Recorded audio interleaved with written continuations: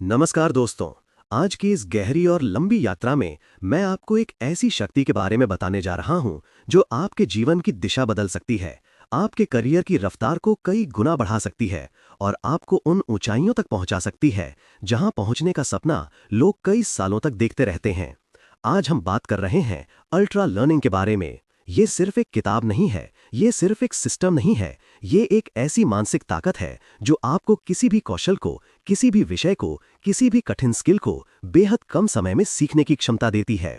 इसे बनाया है स्कॉट यंग ने और किताब की भूमिका लिखी है जेम्स क्लियर ने, जिनकी किताब एटॉमिक हैबिट्स ने दुनिया को नया नजरिया दिया है कि इंसान अपनी आदतों को बदलकर अपनी जिंदगी कैसे बदल सकता है। इसी वजह से आज का ये वीडियो सिर्फ एक सामान्य समरी नहीं है, बल्कि ये एक यात्रा है, एक बदलाव है, एक सुरंग है जिसके दूसरे सिरे पर आपका भविष्य खड़ा है। और वो भविष्य आपसे सिर्फ एक सवाल पूछता है, क्या आप सीखने को अपनी ताकत बनाना चाहते हैं? क्या आप अपनी जिंदगी की असली क्षमता खोलना चाहते हैं? अगर हाँ, तो आइए इस यात्रा को शुरू करते हैं। कल्पना कीजिए कि यदि कोई व्यक्ति बिना कॉलेज जाए सिर्फ एक वर्ष में MIT के कंप्यूटर साइंस प्रोग्राम को पूरा कर ले, और सिर्फ पूरा ही नहीं करे बल्कि उसकी परीक्षाएं भी दे, वो भी बिना क्लास में बैठे, बिना किसी फिजिकल कैंपस में कदम रखे, सिर्फ अपनी सीखने की रणनीति के दम पर। ये सुनने में पागलपन लगता है, लेकिन स्कॉट यंग ने यही किया। वो रोज कई घंटों तक गहरे ध्यान में डूबकर सीखते रहे और एक ही वर्ष में उन्होंने वो सब पूरा कर दिया जो MIT अपने छात्रों को 4 वर्ष में सिखाता है। यही है अल्ट्रा लर्निंग। इसकी असली ताकत ये है कि ये आपको सामान्य लोगों की भीड़ से निकालकर उस जगह खड़ा कर देती है जहां उत्कृष्ट प्रदर्शन करने वाले लोग खड़े होते हैं।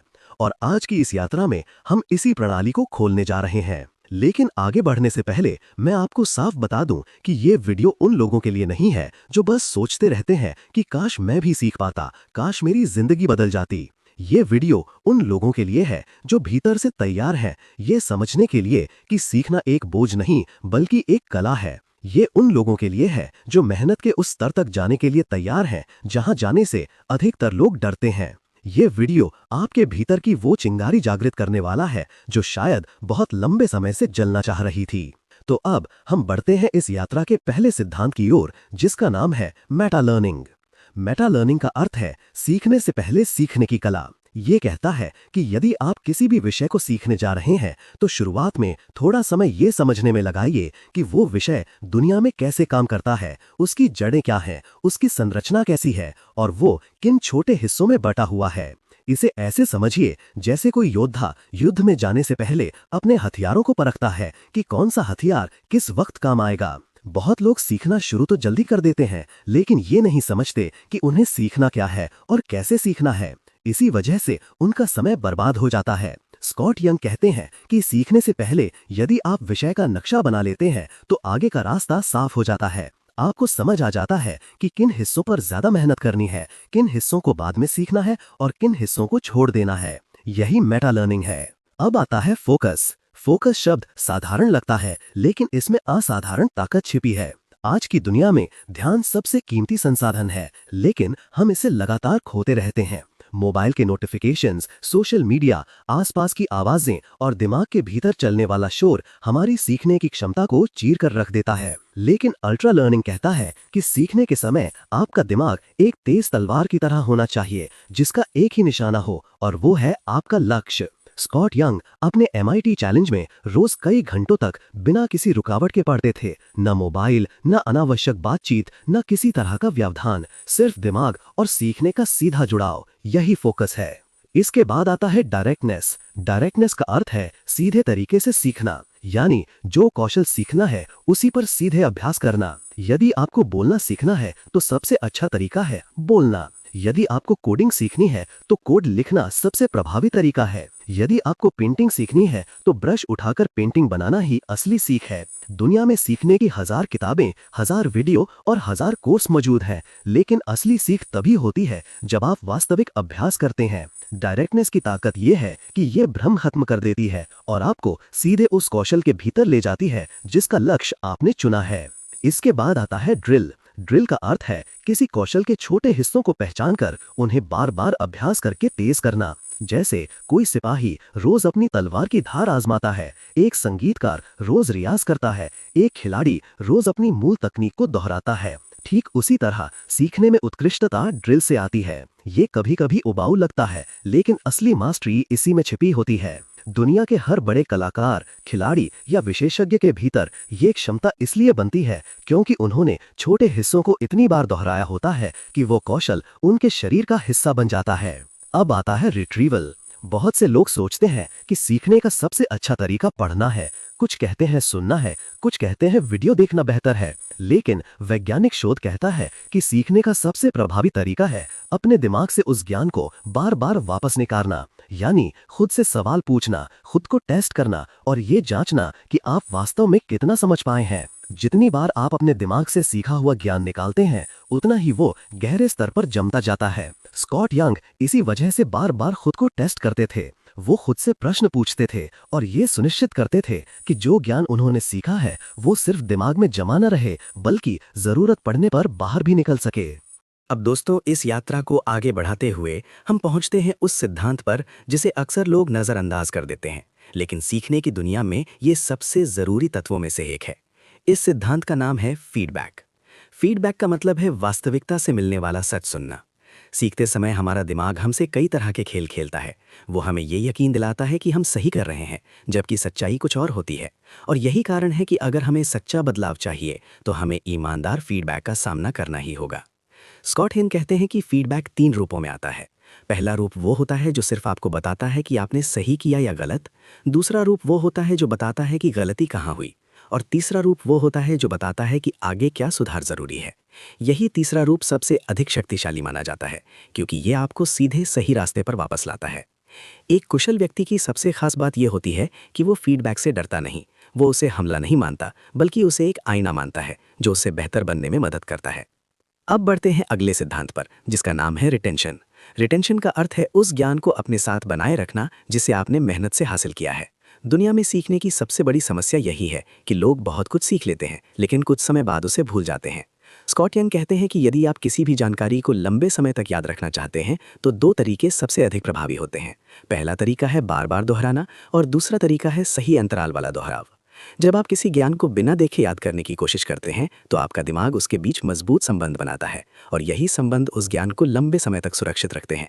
यही कारण है कि जब छात्र परीक्षा के समय खुद को बार बार परखते हैं तो वे ज़्यादा आत्मविश्वास महसूस करते हैं, क्योंकि उनका दिमाग उस जानकारी को गहराई से पकड़ चुका होता है।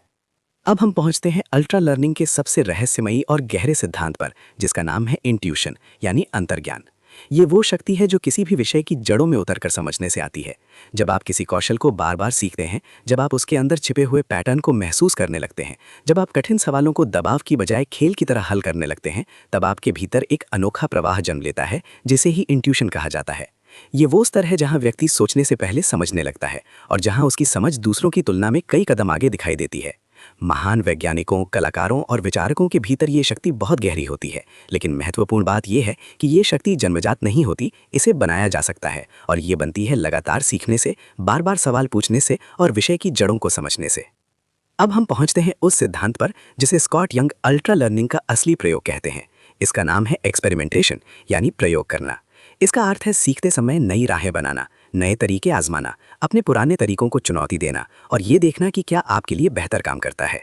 स्कॉट यंग कहते हैं कि यदि आप सिर्फ एक ही तरीका अपनाते रहेंगे तो आप औसत रह जाएंगे, लेकिन यदि आप प्रयोग करेंगे, अपने अनुभव को नई दिशा देंगे और अलग अलग तरीकों से सीखने की कोशिश करेंगे, तो आप तेज़ी से आगे बढ़ेंगे। इतिहास में जो लोग असाधारण बने, वे सब प्रयोग करते रहे, चाहे वे कलाकार हों, खिलाड़ी हों, वैज्ञानिक हों या उद्यमी हों।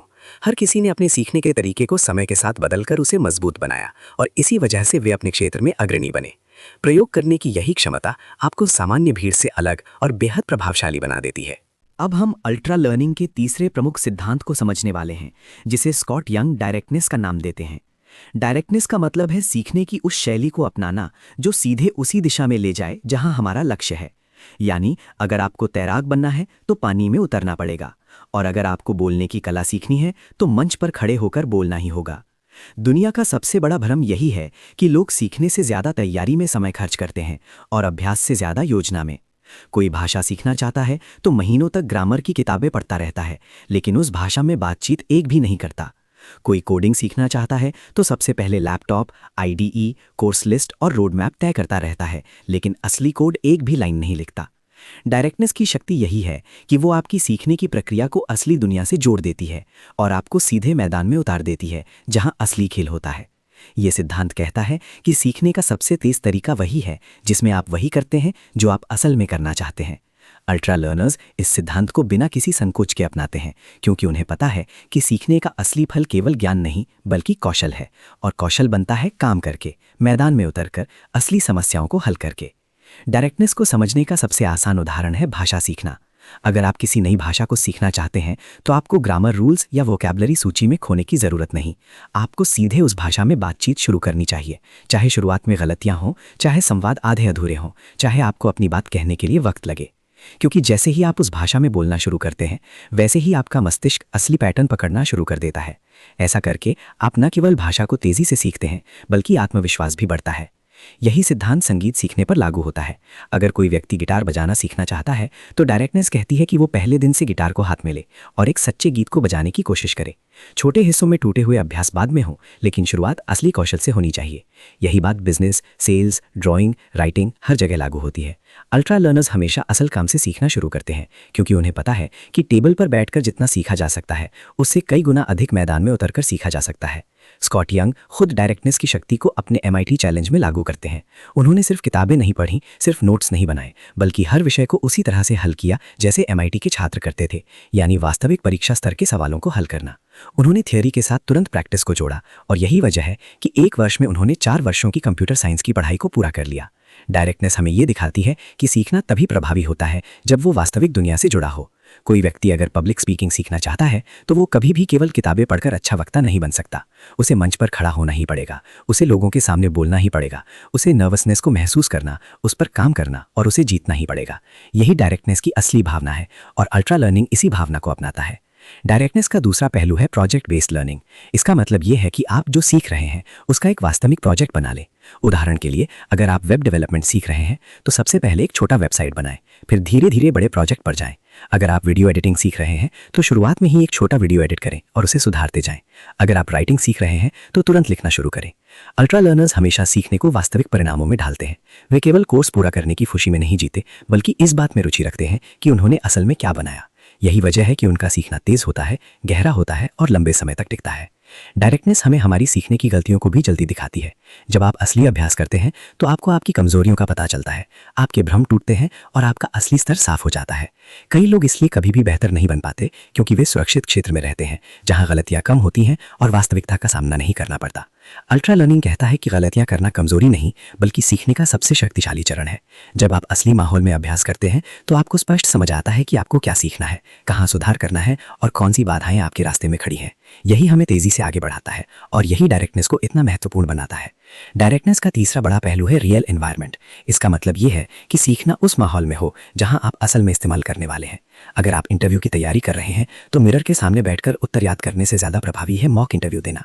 अगर आप चेस सीख रहे हैं तो चेस पजल्स हल करने से ज़्यादा प्रभावी है असल खिलाड़ियों के साथ खेलना। अगर आप बिजनेस एनालिसिस सीख रहे हैं तो केस स्टडीज पढ़ने से ज़्यादा प्रभावी है वास्तविक प्रॉब्लम्स का समाधान ढूंढना। अल्ट्रा लर्निंग इसी तरह असली प्रदर्शन पर आधारित होता है और हमें हमारे लक्ष्य से सीधे जोड़ देता है। अब हम पहुंच चुके हैं अल्ट्रा लर्निंग के चौथे सिद्धांत पर, जिसका नाम है ड्रिल। ड्रिल वो सिद्धांत है जो आपकी क्षमता को तेज करता है, आपके कौशल को नुकीला बनाता है और आपकी सीखने की प्रक्रिया को गहराई देता है। अगर डायरेक्टनेस आपको असली मैदान में उतारती है तो ड्रिल उस मैदान में आपकी ताकत बढ़ाती है।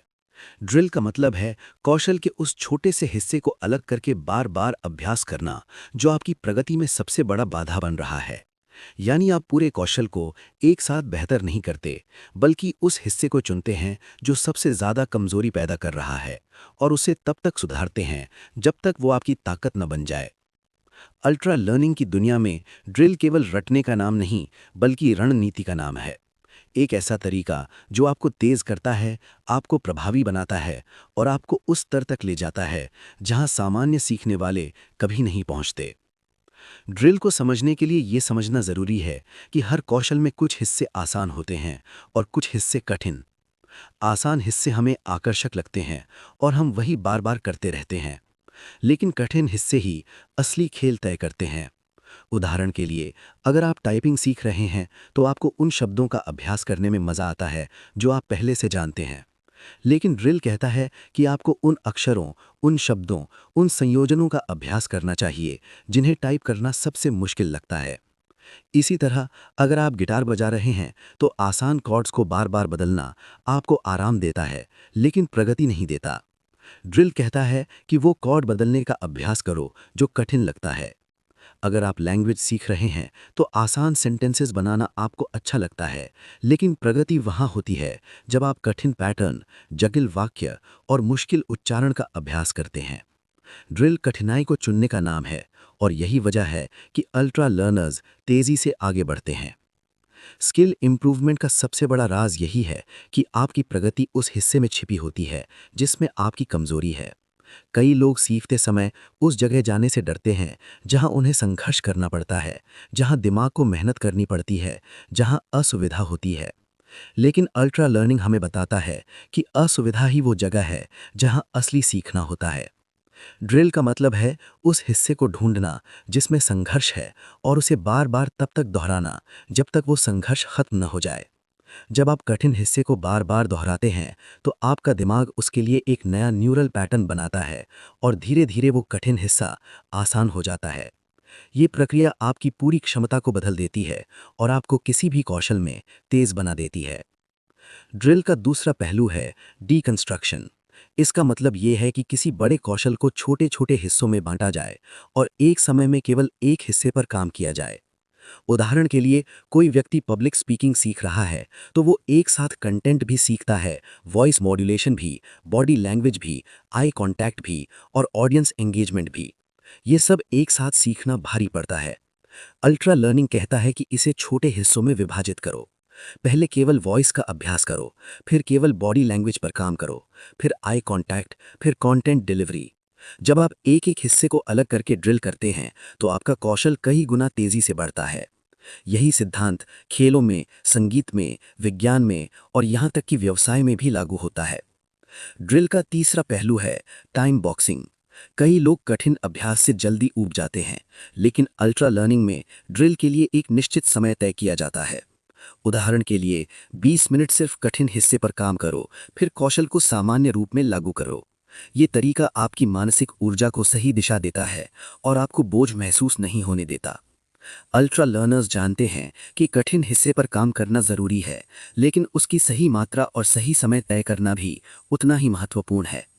इसलिए वे ड्रिल को एक अनुशासन के रूप में अपनाते हैं। स्कॉट यंग खुद ड्रिल का उपयोग करते हैं। उनका MIT चैलेंज केवल पढ़ाई का नाम नहीं था, वे हर कठिन हिस्से को अलग करते थे।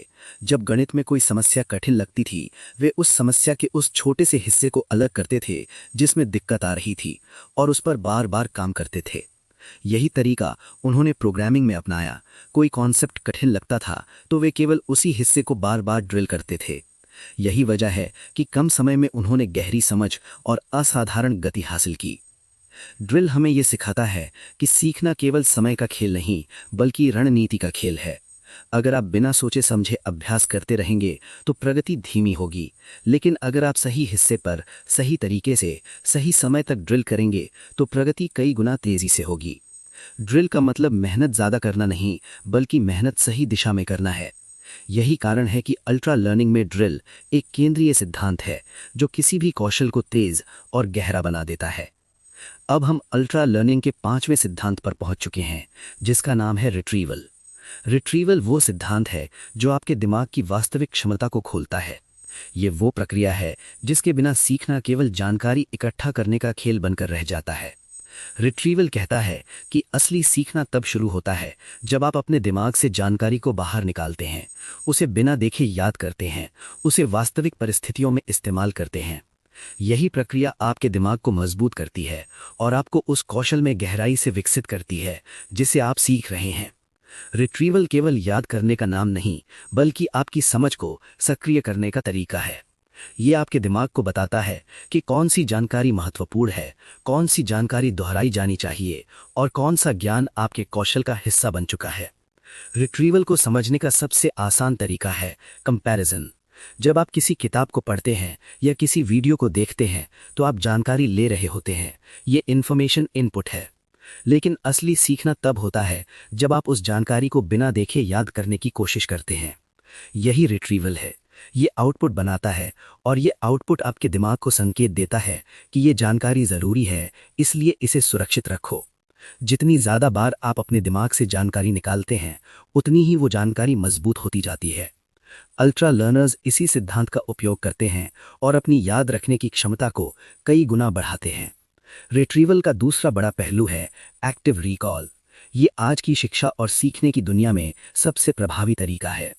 एक्टिव रिकॉल का मतलब है कि आप किताब या नोट्स बंद करके खुद से सवाल पूछें और उन सवालों के जवाब अपने दिमाग से निकालें। अल्ट्रा लर्नर्स यही करते हैं। उदाहरण के लिए, कोई भाषा सीख रहा है तो वो केवल शब्दों को पढ़ता नहीं, बल्कि खुद से पूछता है कि इस शब्द का अर्थ क्या है, इस वाक्य का अनुवाद क्या है, इस संरचना का उपयोग कहाँ होता है। ये सब आपका दिमाग सक्रिय करता है, इसे ऐसी ऊर्जा देता है जो इसे भूलने से बचाती है। जब आप रिट्रीवल करते हैं तो आपका दिमाग उस जानकारी को दोबारा बनाता है और ये प्रक्रिया सीखने को तेज बनाती है। रिट्रीवल का तीसरा बड़ा पहलू है टेस्टिंग। टेस्टिंग का मतलब हमेशा परीक्षा नहीं। टेस्टिंग का मतलब है खुद को परखना, अपनी समझ को चुनौती देना, ये पता लगाना कि क्या आप जो सीखे हैं उसे वास्तव में इस्तेमाल कर सकते हैं या नहीं। उदाहरण के लिए, अगर आप प्रोग्रामिंग सीख रहे हैं तो किताब पढ़ने या वीडियो देखने के बाद आप खुद से एक छोटा प्रोग्राम लिखें। इसी तरह अगर आप पब्लिक स्पीकिंग सीख रहे हैं तो सामग्री याद करने के बाद बिना नोट्स के बोल कर देखें। अगर आप बिजनेस एनालिसिस सीख रहे हैं तो किसी केस स्टडी को पढ़कर उसे बिना देखे समझाने की कोशिश करें। टेस्टिंग आपकी कमजोरी को सामने लाती है और कमजोरी सामने आती है तो उसे सुधारना आसान हो जाता है। रिट्रीवल का चौथा पहलू है स्पेस्ड रेपिटेशन। रिसर्च कहती है कि अगर आप एक जानकारी को बार बार लगातार देखते रहेंगे तो दिमाग उसे जल्दी भूल जाता है, लेकिन अगर आप उसे थोड़े थोड़े अंतराल पर रिकॉल करते हैं तो वो जानकारी आपकी लॉन्ग टर्म मेमोरी का हिस्सा बन जाती है। अल्ट्रा लर्नर्स इस तकनीक का प्रयोग करते हैं और अपने सीखने को लंबे समय तक टिकाऊ बनाते हैं। उदाहरण के लिए, आज आप एक कॉन्सेप्ट सीखें, अगले दिन उसे रिकॉल करें, कुछ दिन बाद फिर से उसे याद करने की कोशिश करें। ये तरीका आपकी मेमोरी को मजबूत करता है और ज्ञान को स्थायी बनाता है। रिट्रीवल हमें ये सिखाता है कि सीखना केवल समय का खेल नहीं, बल्कि सही तरीके से समय देने का खेल है। बहुत सारे लोग सीखने में घंटे बिताते हैं, लेकिन वे रिट्रीवल नहीं करते, इसलिए वे जल्दी भूल जाते हैं। अल्ट्रा लर्नर्स जानते हैं कि ज्ञान को पकड़ कर रखने के लिए दिमाग से उसे बार बार निकालना ज़रूरी है। ये तरीका आपकी गति भी बढ़ाता है और आपकी समझ भी गहरी करता है। रिट्रीवल आपको सक्रिय बनाता है और आपकी सोच को पैना बनाता है। अब हम बात करते हैं अल्ट्रा लर्निंग के छठे सिद्धांत की, जिसका नाम है फीडबैक। फीडबैक वो सिद्धांत है जो आपकी सीखने की गति को 2 गुना कर देता है, क्योंकि ये आपको बताता है कि आप कहाँ सही जा रहे हैं और कहाँ गलतियाँ कर रहे हैं। सीखना एक यात्रा है और फीडबैक उस यात्रा का नक्शा है। अगर आपको पता ही नहीं चले कि आप किस दिशा में बढ़ रहे हैं, क्या सही है और क्या गलत, तो आप कभी भी उच्च स्तर का कौशल विकसित नहीं कर सकते।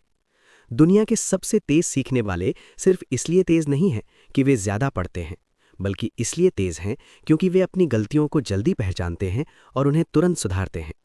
फीडबैक आपको आपकी कमजोरियां दिखाता है और इम्प्रूवमेंट्स की दिशा तय करता है। स्कॉट यंग कहता है कि बिना फीडबैक के सीखना अंधेरे में तीर चलाने जैसा है। फीडबैक को 3 बड़े हिस्सों में समझा जा सकता है। पहला है क्विक फीडबैक, दूसरा है इंफॉर्मेशनल फीडबैक और तीसरा है करेक्टिव फीडबैक।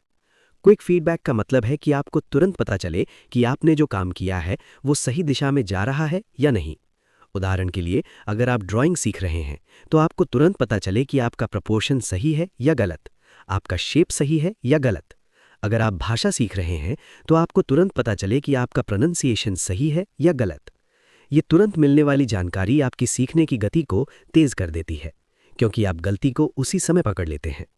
दूसरा है इंफॉर्मेशनल फीडबैक। ये वो फीडबैक है जो आपको बताता है कि आपकी गलती कहाँ है। ये आपको परिणाम नहीं बताता, बल्कि आपकी प्रक्रिया में क्या गलत हुआ ये बताता है। उदाहरण के लिए, कोई कोडिंग सीख रहा है, अगर कोड काम नहीं कर रहा तो ये क्विक फीडबैक है कि कुछ गलत है। लेकिन इंफॉर्मेशनल फीडबैक ये बताता है कि किस लाइन में गलती है, कौन सा लॉजिक गलत है, कौन सी गलत आदत बार बार वही समस्या पैदा कर रही है। इस प्रकार का फीडबैक सीखने वाले को गंभीर स्तर पर सुधार करने में मदद करता है।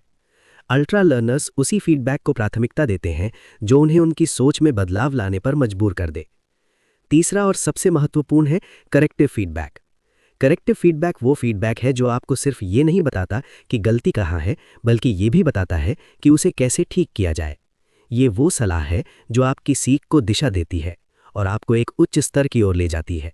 उदाहरण के लिए, अगर आप पब्लिक स्पीकिंग सीख रहे हैं और कोई विशेषज्ञ आपको ये बताता है कि आपकी आवाज़ में ऊर्जा कम है, ये इन्फॉर्मेशनल फीडबैक है। लेकिन अगर विशेषज्ञ ये भी बताता है कि आवाज़ को बेहतर बनाने के लिए आपको कैसे सांस लेनी है, कैसे गति बदलनी है, कैसे गहराई जोड़नी है, ये करेक्टिव फीडबैक है। अल्ट्रा लर्नर्स हमेशा करेक्टिव फीडबैक की तलाश में रहते हैं, क्योंकि यही फीडबैक उनकी वास्तविक क्षमता को अनलॉक करता है। फीडबैक का एक बड़ा सच ये है कि बहुत से सीखने वाले उससे डरते हैं। उन्हें लगता है कि फीडबैक उनकी कमजोरियों का खुलासा है। लेकिन अल्ट्रा लर्निंग कहता है कि फीडबैक कमजोरी का प्रमाण नहीं, बल्कि विकास का मार्ग है। फीडबैक आपका विरोधी नहीं, आपका साथी है। अगर आप फीडबैक को खुले दिल से स्वीकार करना सीख लेते हैं तो आपकी प्रगति कई गुना बढ़ जाती है। यह आपको आपकी वास्तविक स्थिति दिखाता है और ये भी बताता है कि आगे कैसे बढ़ना है। अल्ट्रा लर्नर्स फीडबैक से नहीं भागते, बल्कि उसे अपने विकास का हथियार बनाते हैं। फीडबैक को प्रभावी बनाने के लिए स्कॉट यंग एक और महत्वपूर्ण विचार प्रस्तुत करते हैं, जिसे कहते हैं नॉइज और सिग्नल। नॉइज वो फीडबैक है जिसका आपकी सुधार प्रक्रिया से कोई मतलब नहीं। जैसे कोई कह दे कि आपका काम अच्छा नहीं है, लेकिन ये ना बताए कि समस्या क्या है, ये नॉइज है। इसी तरह कोई व्यंग्य, मजाक या अस्पष्ट सुझाव नॉइज है। अल्ट्रा लर्नर्स नॉइज को अनदेखा करना सीखते हैं। वे केवल सिग्नल पर ध्यान देते हैं, यानी वो फीडबैक जो स्पष्ट, उपयोगी और सुधार योग्य हो। किसी भी कौशल में सुधार करने के लिए सिग्नल को पकड़ना और नॉइज को छोड़ देना सबसे बड़ी बुद्धिमानी है। फीडबैक का सबसे बड़ा लाभ यह है कि यह आपको आपकी इल्यूजन्स तोड़ने में मदद करता है। हम सोचते हैं कि हम सही कर रहे हैं, लेकिन फीडबैक हमें दिखाता है कि असल में कहाँ सुधार की ज़रूरत है। यह आपकी प्रगति को दिशा देता है और आपको सही रास्ते पर रखता है। अगर आप अपनी गलतियों को तेज़ी से पहचान लेते हैं और उन्हें सुधार लेते हैं तो आपकी सीखने की गति कई गुना बढ़ जाती है। अल्ट्रा लर्निंग का यही सिद्धांत सीखने को शक्तिशाली, तेज़ और लगातार बनाता है। अब हम अल्ट्रा लर्निंग के 7वें सिद्धांत पर पहुंच रहे हैं, जिसका नाम है रिटेंशन। रिटेंशन का मतलब है वो क्षमता जिससे हम जो सीखते हैं उसे लंबे समय तक अपने अंदर सुरक्षित रखते हैं। सीखना आसान है, लेकिन उसे याद रखना मुश्किल। लोग घंटों पढ़ते हैं, वीडियो देखते हैं, नोट्स बनाते हैं, लेकिन कुछ दिनों बाद वही जानकारी दिमाग से गायब हो जाती है। ये भूलने का चक्र इतना तेज है कि अगर आप रिटेंशन पर काम नहीं करते तो आपका सीखना हमेशा आधा अधूरा रह जाएगा। अल्ट्रा लर्निंग कहता है कि सीखना सिर्फ इकट्ठा करना नहीं, बल्कि उसे स्थायी बनाना है। रिटेंशन वो प्रक्रिया है जो आपके दिमाग में सीख को गहराई से जमाती है ताकि वो भूल न जाए। रिटेंशन को समझने का पहला सिद्धांत है फॉरगेटिंग कर्व। रिसर्च कहती है कि अगर आप किसी चीज़ को आज सीखते हैं और उसे दोबारा नहीं छूते तो कुछ दिनों में आप अधिकतर जानकारी भूल जाएंगे। दिमाग ऐसा इसलिए करता है क्योंकि दिमाग बेकार जानकारी को खत्म करके नई जानकारी के लिए जगह बनाता है। लेकिन अल्ट्रा लर्नर्स इस प्रक्रिया को पलट देते हैं। वे जानते हैं कि दिमाग यदि किसी जानकारी को बार बार रिकॉल करता है तो दिमाग उसे महत्वपूर्ण मानकर लंबे समय तक सुरक्षित रखता है। ये दिमाग की सर्वाइवल मैकेनिज्म है जिसे अल्ट्रा लर्नर्स अपने लाभ के लिए इस्तेमाल करते हैं। रिटेंशन का दूसरा मुख्य विचार है स्पेस्ड रेपिटेशन। इसका मतलब है कि आप जानकारी को एक छोटे अंतराल पर नहीं, बल्कि बढ़ते हुए अंतराल पर दोहराते हैं। उदाहरण के लिए, अगर आपने आज कुछ सीखा है तो उसे अगले दिन दोहराएं, फिर कुछ दिन बाद, फिर एक सप्ताह बाद, फिर एक महीने बाद। हर बार जब आप इन अंतरालों पर रिकॉल करते हैं, आपका दिमाग उस जानकारी को और गहरा कर लेता है। यही कारण है कि स्पेस्ड रिपीटेशन दुनिया भर में भाषा सीखने, परीक्षा की तैयारी, तकनीकी कौशल या किसी भी गहरी सीख के लिए सबसे प्रभावी तरीका माना जाता है। अल्ट्रा लर्नर्स इस तकनीक का उपयोग करके अपने सीखने को स्थायी बनाते हैं। रिटेंशन का तीसरा महत्वपूर्ण सिद्धांत है ओवरलर्निंग। ओवरलर्निंग का मतलब है किसी कौशल को इस बिंदु तक सीखना जहां वो स्वाभाविक बन जाए। उदाहरण के लिए, अगर आप स्पीच याद कर रहे हैं तो आप उसे इतनी बार प्रैक्टिस करते हैं कि वो आपकी आवाज़, आपके शरीर और आपके दिमाग का हिस्सा बन जाए। या अगर आप कोडिंग सीख रहे हैं तो आप एक कॉन्सेप्ट को इतना मजबूत कर लेते हैं कि वो किसी भी परिस्थिति में भूल नहीं सकता।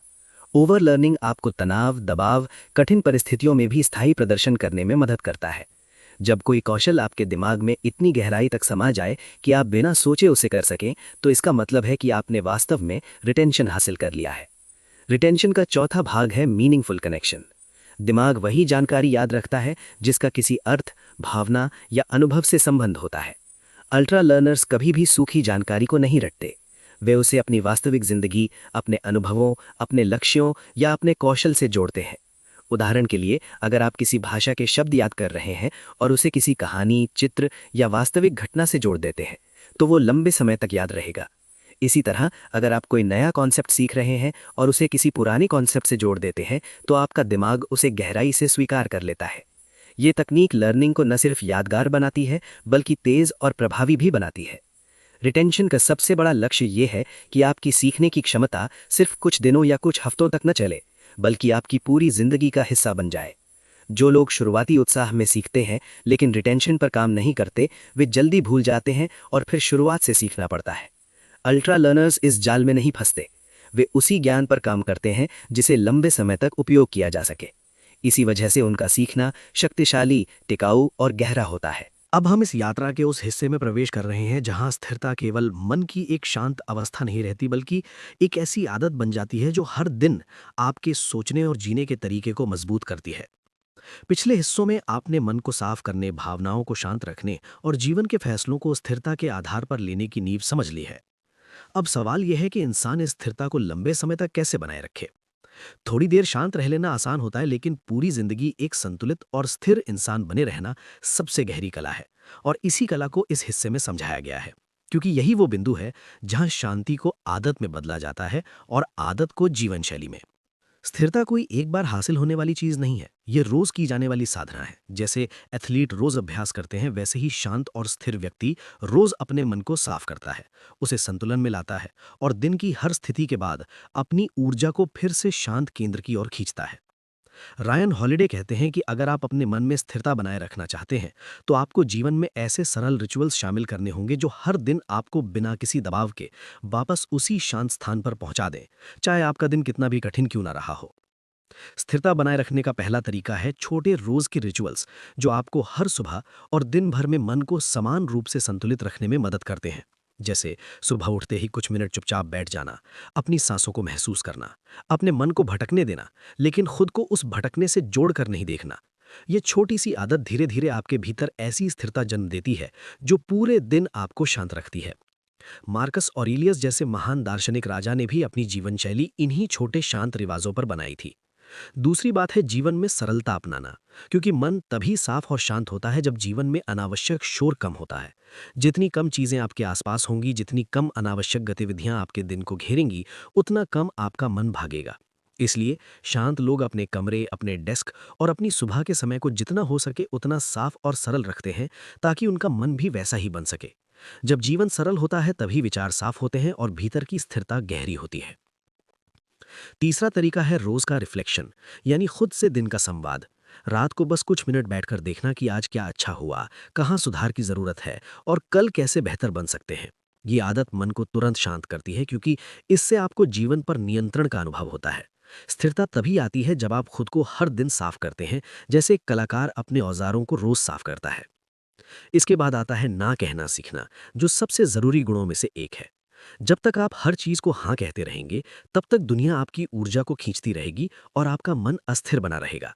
जब आप गैर जरूरी कामों और गैर जरूरी लोगों को सम्मान के साथ मना करना सीख जाते हैं, तभी आप अपने भीतर वो जगह बना पाते हैं जहां शांत ऊर्जा रह सके। हर बार जब आप अनावश्यक चीजों को मना करते हैं, तब आप अपने भीतर थोड़ी और स्थिरता बचा लेते हैं। इसके बाद आता है धीमा होना, क्योंकि दुनिया आपको हमेशा जल्दी करने के लिए मजबूर करती है, लेकिन असली शक्ति तेजी में नहीं बल्कि धीमेपन में होती है। जब मन धीमा चलता है तभी वो साफ चलता है।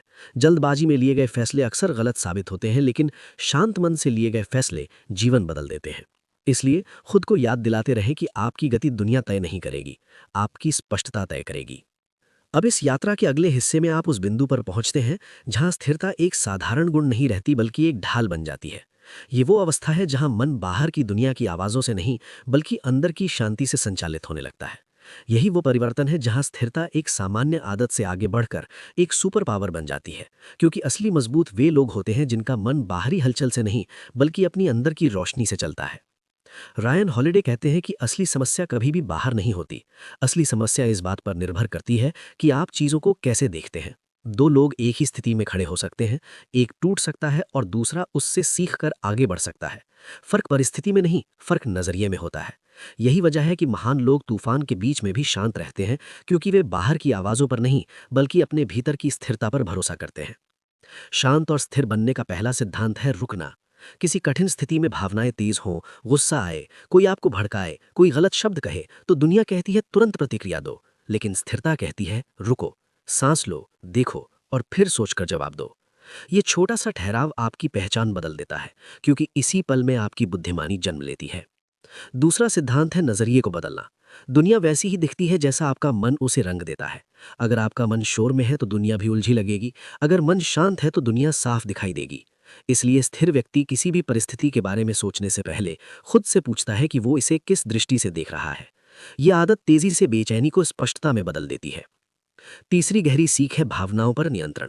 स्थिरता का मतलब भावनाओं को दबाना नहीं है, बल्कि ये समझना है कि भावनाएं आपको चलाएं, न कि आप उन्हें चलाएं।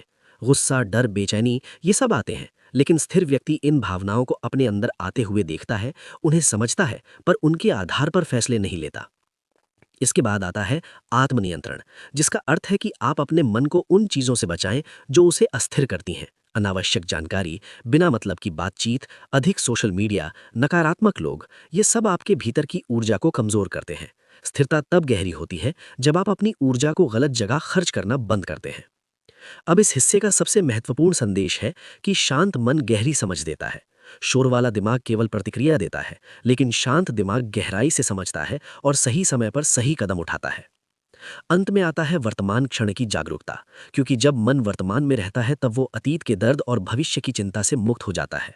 यही वो क्षण है जहां स्थिरता जन्म लेती है, और यही वो जगह है जहां इंसान अपने जीवन को साफ महसूस करता है। स्थिरता समस्याएं खत्म नहीं करती, बल्कि उन्हें देखने और हल करने की ताकत देती है, और यही शक्ति इस पूरी यात्रा का मूल संदेश बन जाती है।